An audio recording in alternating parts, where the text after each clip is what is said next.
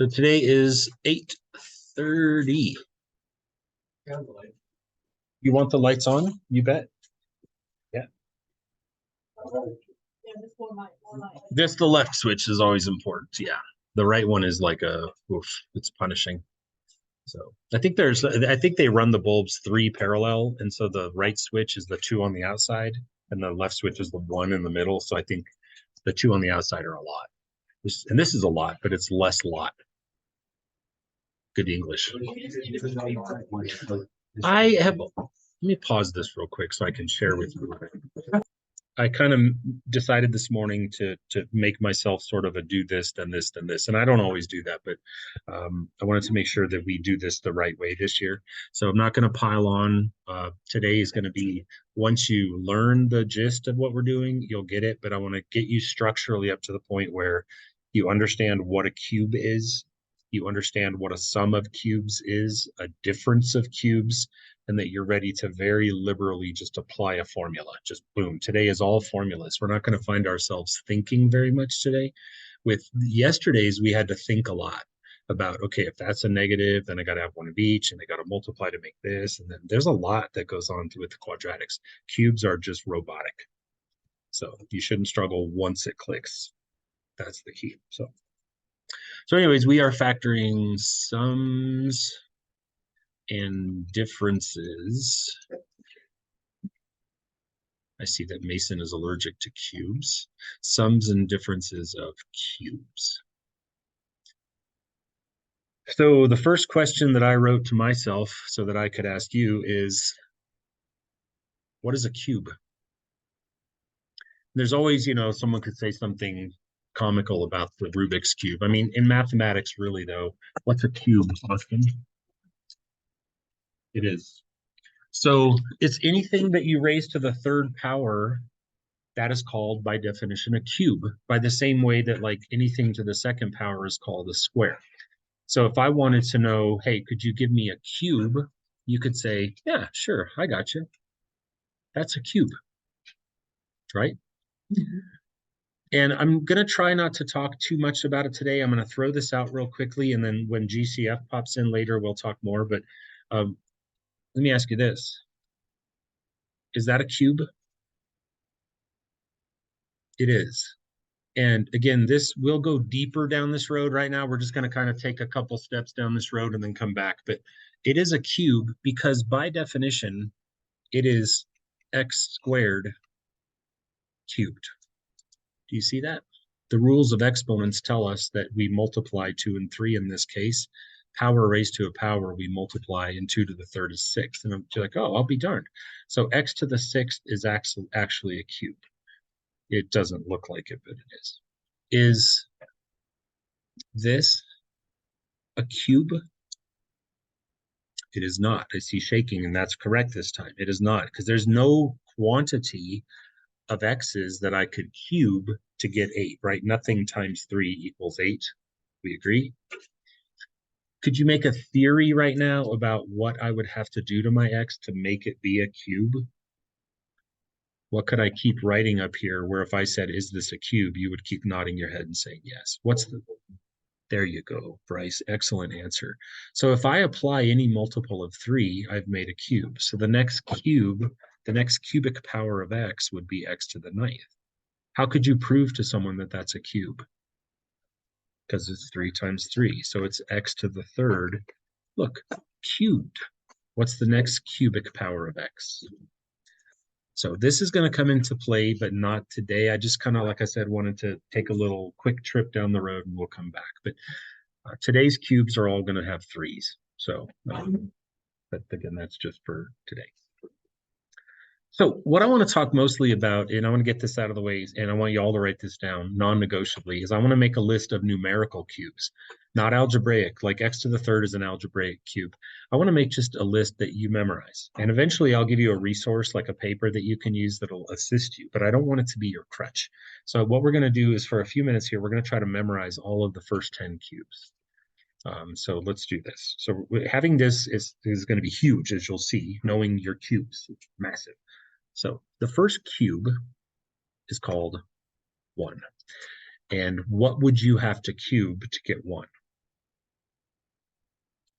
1. So I can prove to you that 1 is a cube because it's 1 cubed. Okay? So the number 1 we now call, in the same way that you know that 25 is a square, right? We now refer to numbers like 1 and say you're a cube. 1 is also a square, but it is also a cube. What is the next cube? It is 8. Excellent answer. And I can prove to you that 8 is a cube because what is it? It's 2 cubed. What's the next cube? 27. Excellent work. These are numbers that are going to start to really get stuck in our head. And when we see them, we're going to have like this response, like a physical, visceral sort of like, I know what to do with you kind of thing. They're going to train them into ourselves. 27 is 3 cubed. Next cube. Good job. And I'm going to stop writing them down because obviously you've cracked the code by now, right?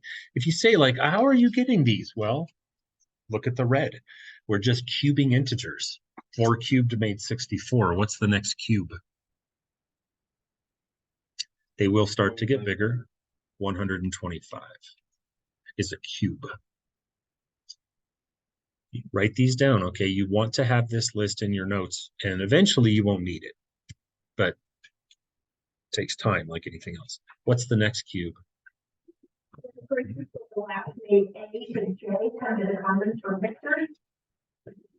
They're going to start, again, getting bigger and bigger and bigger. Squares don't grow as fast. Squares are wimpy, 1, 4, 9, 16, 25. They're like la, la, la, la, la. Cubes, they go haywire relatively quickly. And eventually we're going to do 4th powers and 5th powers, and they grow like nuts. What's after 216? 343. That's the studio that took over the Halo games after Bungie gave them up. What's after 343?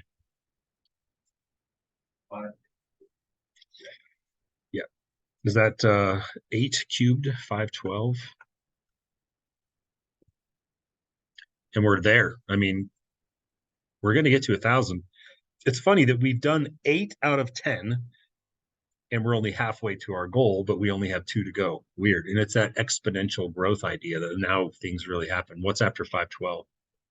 729. And finally, I hope it's obvious, what's 10 cubed? 1,000. So that is your list of what we call cubes. And I don't expect you on day 1 to just go, I know them all, I'm good, I'm like a steel trap, but over the next couple of days, I expect them to get stuck. Good. I've never done this before. What I'm about to do to introduce this official lesson, I want you to help me with the multiplication problem. And I have no idea. You can give me like an Uber rating when this is done, like 0 to 5 stars. If you feel like what we're about to do 10 minutes from now, you look back and go, I'm really glad we did that. You can give me 5 stars. If you think it was stupid, you can go ahead and just tell me so. But I'm going to do a what we're doing today backwards problem because maybe it'll help. So I feel in my heart like the formulas that I'm going to throw at you in 5 minutes are going to make more sense. You can have more buy-in if you maybe have a little glimpse as to where it came from. Maybe. So we're going to do just an algebra 1 problem. We're going to multiply x minus 3 by x squared plus 3x plus 9. If you were to go back later on tonight and rewatch this video, you would see after sitting through this whole lesson, oh, that's where he came up with that. This was not randomly generated in my mind. So here we go. Does anyone know how many multiplication baby problems it's going to take to get through this? 6. And the idea is that there are 2 multipliers and 3 multiplyes, right? It's just that idea of everyone in the first parentheses has to multiply by everyone, bless you, in the second set. So here we go. What is x times x squared? And what is x times 3x? So plus 3x squared. And what is x all the way across times 9? Nice. So we're halfway home. And now what we're going to do is take the second half of the distribution. And that's going to be Mr. -3 is up to bat. What is -3 times x squared? Do you see anything already on the board that is significant? And that won't be the last time that that happens. Good job. Good observation. The 3x squared and the minus 3x squared. It's neat. So here it goes again. Watch out. What's negative 3 times 3x? And there it is again. Neat. And finally, what's negative 3 times 9? And what you're about to see for, I think, the first time probably ever, is going to be called a difference of cubes. And you don't maybe recognize it yet, but let's check this out. The 3x squared and the minus 3x squared cancel. The plus 9x and the minus 9x cancel. And if you bring the remaining pieces back together, you're left with this wonderfully concise little answer called a difference of cubes. There's no benefit, I don't think, right now to having sat through that, but my goal is that now it's time for me to throw formulas at you, and maybe we can recognize when we see the formula, like, hey, that's kind of like that one problem we did. I hope. Fingers crossed. So this is the awkward part of the lesson, and I apologize in advance, but these are the formulas to factor sums and differences of cubes. We do not factor sums and differences of cubes through brain power and touchy-feely inspection and trial and error. These, like I said earlier, are robotic. They are non-negotiably robotic. So the first formula that I'm going to give you is for a difference of cubes, and that is a cubed minus b cubed. That by definition is a difference of cubes. Difference, of course, means minus, right? And here comes your formula for the difference of cubes. A cubed minus b cubed factors down into a minus b times a squared plus ab plus b squared. And on the does that make sense scale of 1 to 10, you're probably pegged right now at about a 1.6. But after we put it to use and actually factor one, you'll jump right away to like an 8 or a 9. Super easy, robotic, repetitive. Now there's a second formula for the day, and it's for this guy. What do you think we call that? That's a sum of cubes. Very good. And a sum of cubes actually factors very similarly to a difference of cubes. The formula, watch the modifications that I make, is a plus b times a squared minus ab plus b squared. There is not a song for this one. You're welcome to make one and we'll record it or something. But no, the song you're thinking of is the quadratic formula song. I've never had a song for cubes. Tempting. Now my wheels are turning. No, I shan't do it. You can't make me. You can't deny me this. I'm going to erase what I'm about to write in a second, but I need you to, of course, make this observation if you didn't already. A is the same as A, B is the same as B, A squared, AB, B squared. Undeniably, these formulas are very similar to each other. Can you see the nuancy little change that happened from one to the next, Tristan? The signs we got positive on the top. Yeah, look at these two signs. I'm going to connect them with a little red rainbow thing. They're the only ones that move. All you got to remember is this, that when you're factoring a difference of cubes, the first set of parentheses, ready? I'm going to color code this for you. The first set of parentheses will mimic the sign of the original expression. See? So if your original is a difference, then your first set of parentheses is a difference. And if your original problem is a sum, then your first set is a sum. Basically, the minus either takes over the front and then the rest are pluses, or the plus takes over the front and boots the minus to the middle of the others. And now for the first time out of about 937 times, you're going to hear me say these words.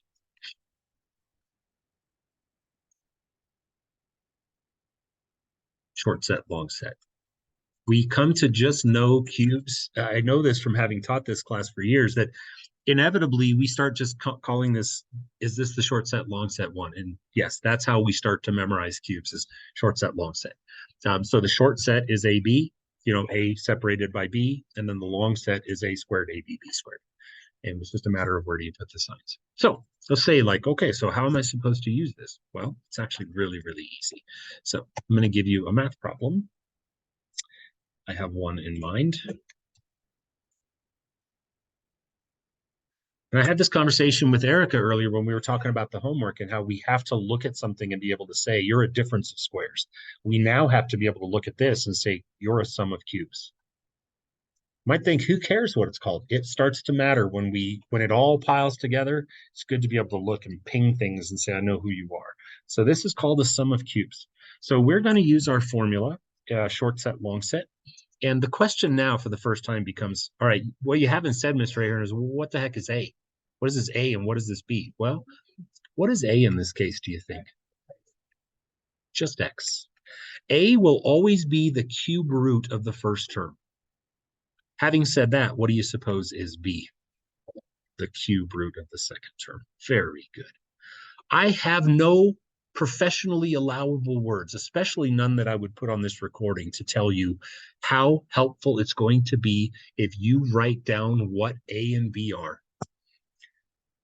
I'm not going to tell you you have to, but I'm guaranteeing you with a money back guarantee that if you write A equals this and B equals this, you'll be better at this than someone who doesn't.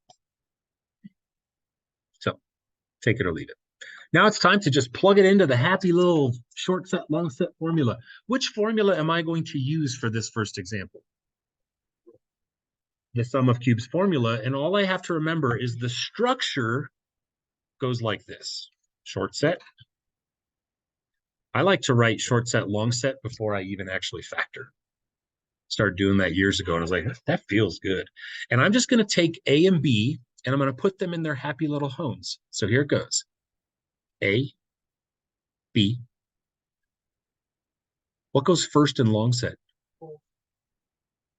A squared, which in our case is X squared. What goes in the middle of long set?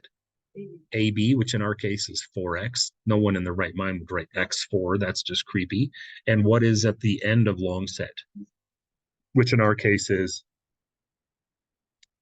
16. Every time you factor a sum or a difference of cubes, you just put the 5 guys, AB, A squared, AB, B squared, in their proper places, and now you just mook around with the signs. What sign is going to go in short set? Why plus? Because it mimics the original. Very good. And if plus takes over short set, then he boots the minus into the middle of long set, and this term at the end is always plus. He never changes. And that's how easy it is to factor a very, very basic sum or difference of cubes. This is all we're doing. I have 3 more examples, and then we're going to get going. Once it clicks that, like I said earlier, as advertised, this is robotic. No trial and error. They get a lot harder later when I give you like 54 x to the 10th minus 432 y to the 16th. Because then I take like steroid juiced up higher power sums and differences of cubes and then layer GCFs on top. So that's why today, fundamentally, we're just going to get stuck in our head the process of short set, long set, plug stuff in. You'll have no troubles at all. If you want, like, you guys probably don't need a calculator to figure out. Can anyone tell me what's significant about the number 432 in the context of what we're talking about today? Good luck. Go. Sutter's already got it. Go.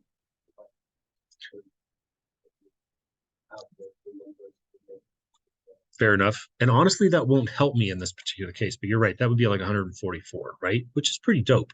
But can you think of something in the context of what we're talking about today?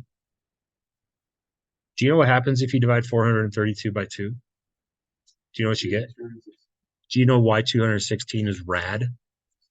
Because it's a cube. And so we start to get to a point where we have to say, hey, that number doesn't look familiar to me, but I bet if I divide him by something, I can get one of those numbers on that list of cubes. So that's kind of the direction that we start to go, just not today. Okay. Anyhow, let's get back to my last 3 examples. Let's chuck through these and we'll put in a little time today and we'll work some more tomorrow. So the next one I have for you is 8 m cubed minus 1. What's his name? What's he called? What's it called? What's that guy called? What's that? What's his name? He's a difference of cubes. Very good. We're going to practice just looking at things and calling them by their name. Hey, that's a square trinomial. Hey, you're a difference of squares. Hey, you're a lookalike. Hey, you're a sum of cubes. Becomes important. Difference of cubes. Now, whenever we're going to do cubes like today, it's massively imperative that we state what A is and what B is. What is A? Nope. Let me phrase my question differently. Ooh, yes. What would I have to cube to make what I see? And I would have to cube 2m. I have to cube the 2 to make the 8, and I have to cube the m to make the m cubed. So A is a little trickier this time. What's B? 1. And I don't care about calling him -1. I'm not going to go that road because my formula already takes all this into account, right? So I'm going to build my short set, long set. And then structurally, I'm going to put my 5 guys into place. What goes first in the short set? 2m. Yeah, and we can start putting in the signs as we go. I totally think that's a good idea. That's my A minus B. What goes first? And usually people miss this, so could be wrong. What goes first in the long set? A squared, which is what? It is not 2m squared. It is 4m squared.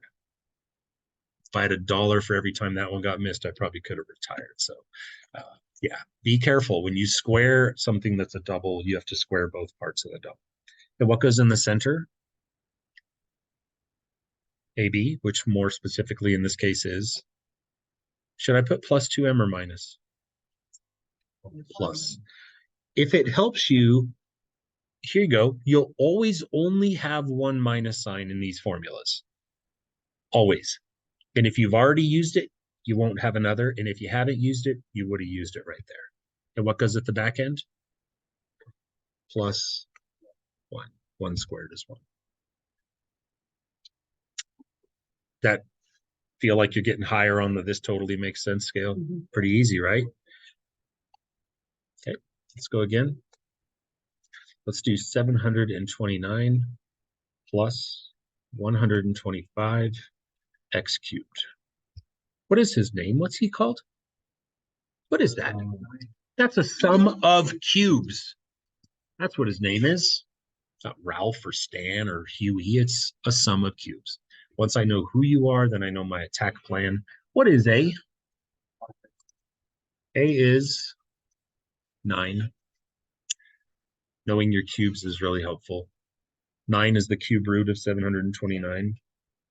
And what is the B value? 5x. Very good. And again, it's pieces. Like the 5 comes from the 125, the x comes from the x cubed. And now that you almost can't miss it after this. You could maybe if you're lucky, but like now that you got the pieces, you just plug them in and don't botch your signs. So here we go. Tenth graders, last name K and D. Please come to the commons for pictures. Short set, long set. Here we go. What goes in the short set?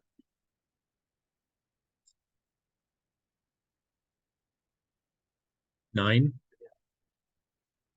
plus 5x. And, we do this because we need the practice. And I will remind you that the sign in the short set will always duplicate the sign of the original expression. And that's how you can remember what to do first. Short set mimics original guy. And now that we've not used our minus, we better remember that he's going to pop into this one. We booted him. What goes first in the long set? A squared is 81. And then what? Yes, minus 45x. There's my minus AB, my A times B. And at the end of the long set? Good job.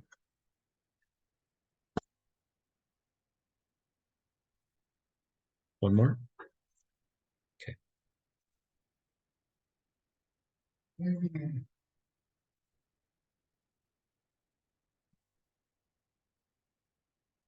And I'm going to change that. I'm going to change this example. I'm calling an audible on myself. I don't like it.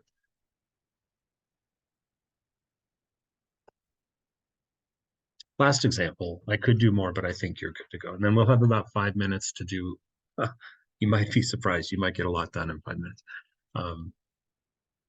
What's it called? What's that? Thank you. It's a difference of cubes. Good.